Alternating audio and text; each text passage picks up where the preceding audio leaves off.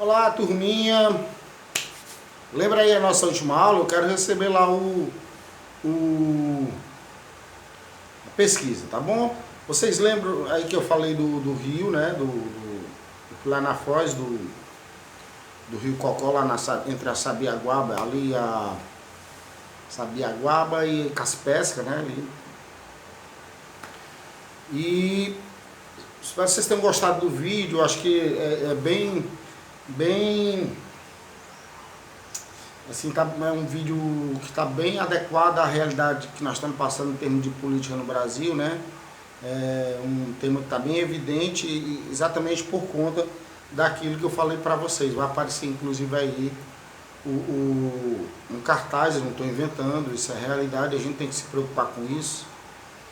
Ninguém sabe o porquê do ministro do Meio Ambiente não ter essa preocupação com essa preservação desses biomas, né? E como eu disse para vocês, né? Como o nosso assunto era o Nordeste, né? E no Nordeste você encontra assim esses ecossistemas que são tão necessários de serem preservados.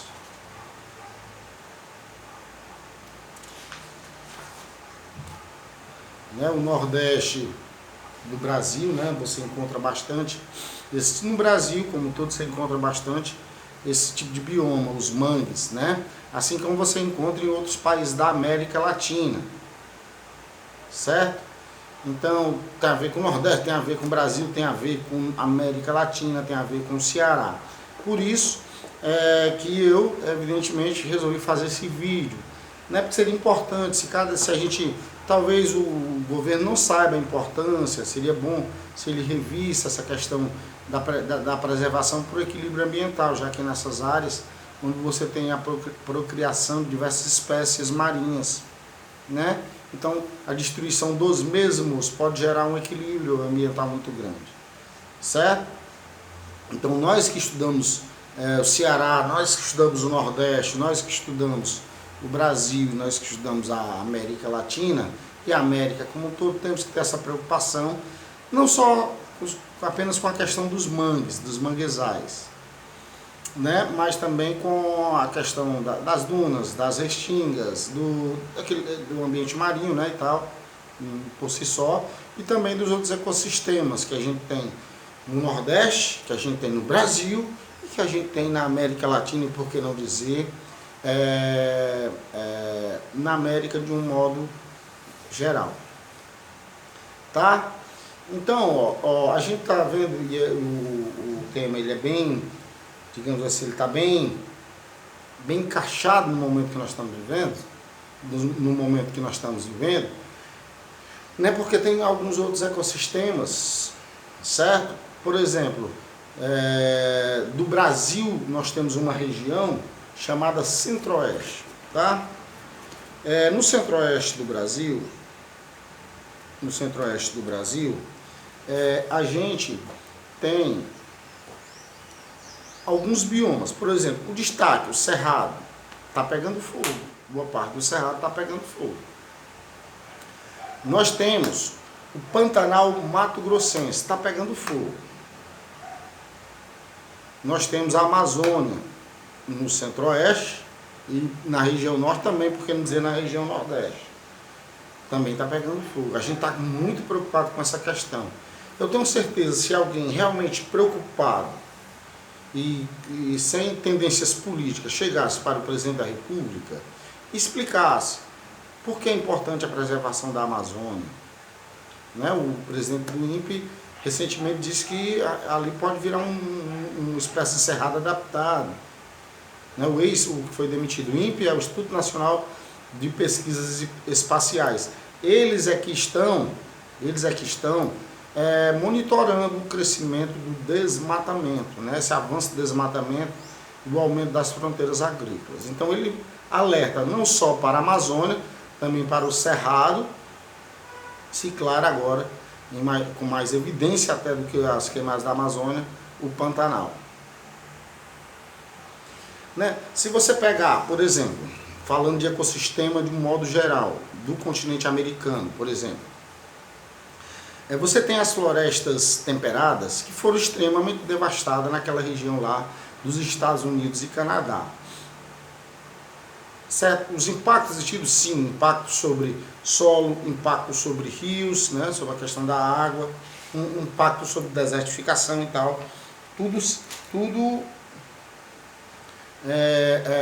aconteceu por conta dessa destruição desenfreada das florestas temperadas.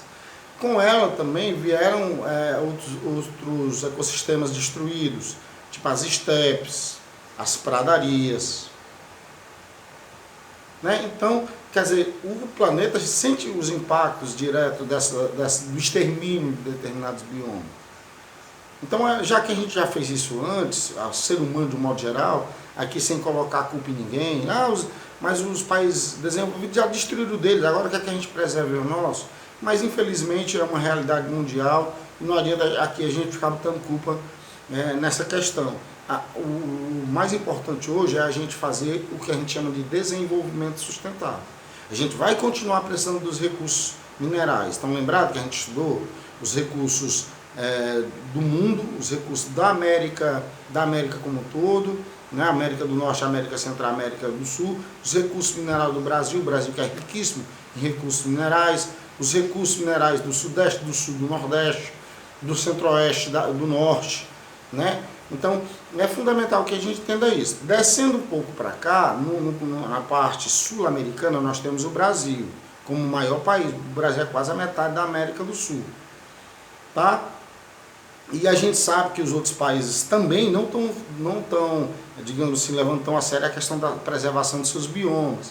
Né? Países como Peru, como a Bolívia, como a Venezuela, etc, etc. Mas aí é uma questão deles. O que a gente pode fazer é aconselhá-los. Mas para a gente aconselhar é preciso que a gente cuide do nosso quintal. O nosso quintal ele é fundamental para que a gente mesmo cuide dele. Né? Ou seja, somos donos, né? O Brasil, porque teoricamente tudo é de todos. O Estado é responsável por cuidar, mas o Estado representa o povo brasileiro e a gente sabe disso, ok?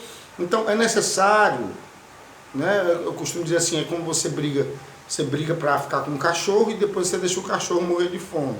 Qual foi o sentido de você ter brigado tanto para ficar com o cachorro? Então a gente fala tanto de soberania no território nacional, e é importante que a gente tenha.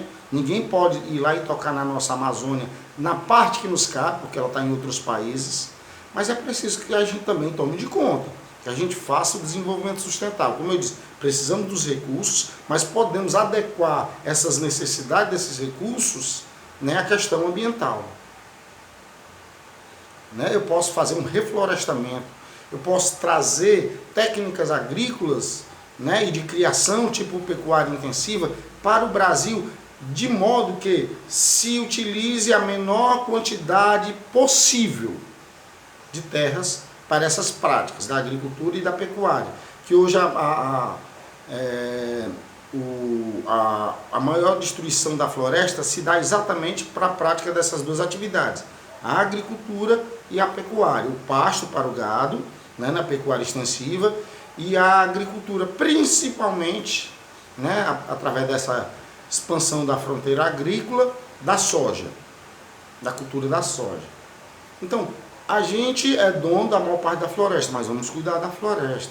Eu tenho certeza, se alguém chegar lá, e eu tenho certeza absoluta, porque ninguém diante, sabendo que tem um perigo eminente pela frente, que a gente precisa deixar o planeta habitar para gerações futuras, se alguém chega para um presidente, ele vai, realmente, eu não posso deixar, é minha responsabilidade, eu assumi o poder e só cheguei a esse poder por conta do voto de milhões de brasileiros, então eu tenho essa responsabilidade de cuidar dos ecossistemas. Vamos sentar aqui com os grandes estudiosos nessa área, com os grandes ambientalistas, ouvir os diferentes pontos de vista, sentar com os agroexportadores brasileiros e encontrar um meio de se produzir preservando. Né? Um modo mais eficiente de evitar que todo ano a gente tenha esse tipo de queimada.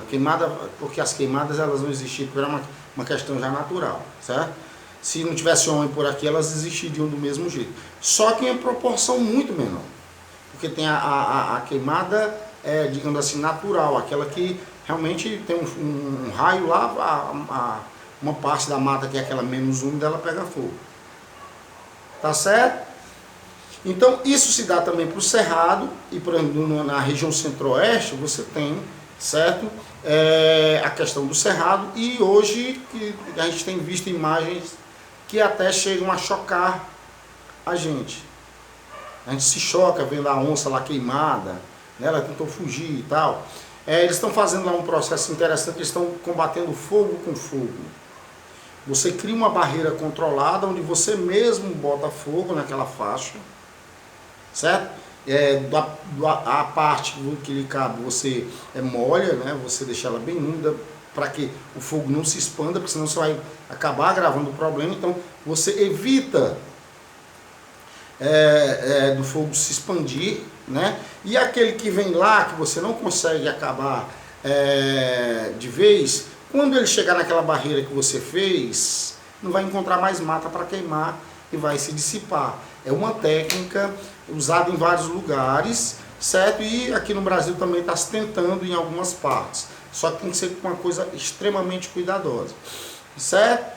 Então, como eu disse, o Brasil é o maior país da América, né? Da América do Sul, melhor dizendo, desculpa, né? O maior país da América é o Canadá, né? Em terras contínuas o Brasil, em segundo, em descontínuas, os Estados Unidos, em terceiro é o Brasil, não é verdade? Então você tem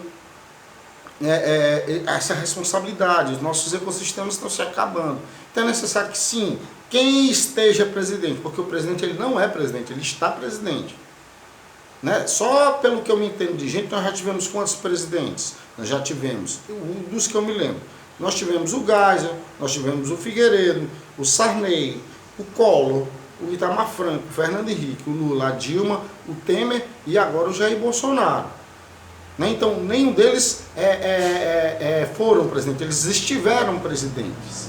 Né? Daqui uns dias nós vamos ter outro, certamente. Claro, não sei se houver um golpe aí. Mesmo se um golpe, ele não vai durar a vida toda no poder, porque todo mundo um dia vem a falecer. Então, ninguém fica permanentemente no poder. Então, é necessário que essa consciência mude, que ele veja a questão ambiental. E, por exemplo, nessa questão do CONAMA, que é o Conselho Nacional do Meio Ambiente, que é presidido pelo ministro do Meio Ambiente, certo? Ele não queira piorar a situação revogando lei de proteção do mangue. Vamos acabar com isso. Vamos tentar preservar pelo menos os mangues, os manguezais que nos restaram, porque muitos já foram completamente destruídos.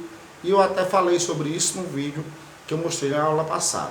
Tá certo? Com relação ao cocó, vocês viram que eu coloquei aí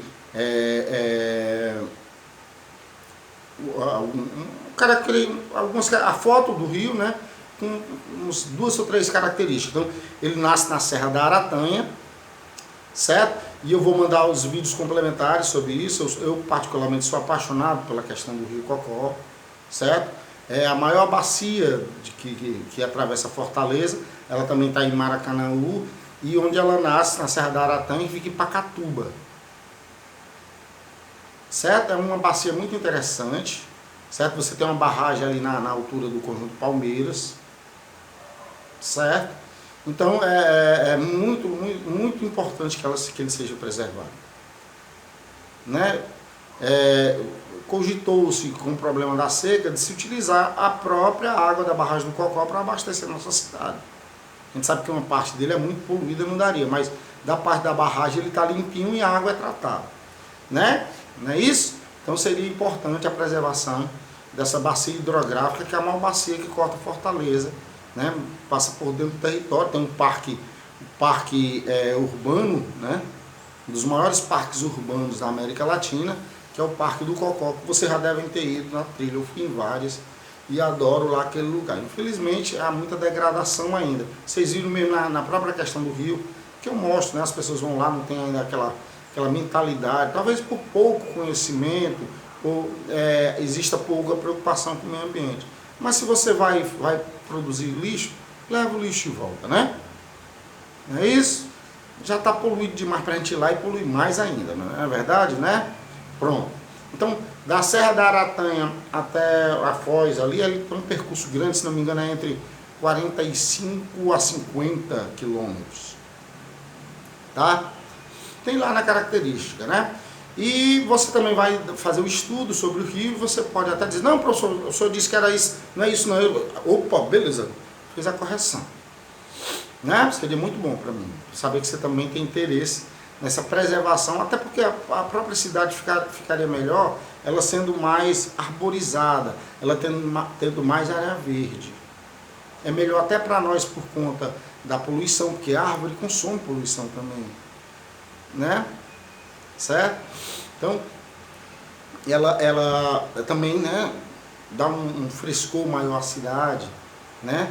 Dinamiza o oxigênio, já que ela emite oxigênio, principalmente na parte do dia, né? Então, quer dizer, deixa um ambiente melhor, até mais vistoso, quando você olha aquela imagem dos prédios, das placas, né? Aquela poluição visual, chega a dar aquela fadiga, aquela gastura, como a gente diz aqui no Ceará, né? Diferente, você olha para aquela vegetação, assim, você sente aquela presença da paz, não é isso? Ok. Então lá, passando adiante.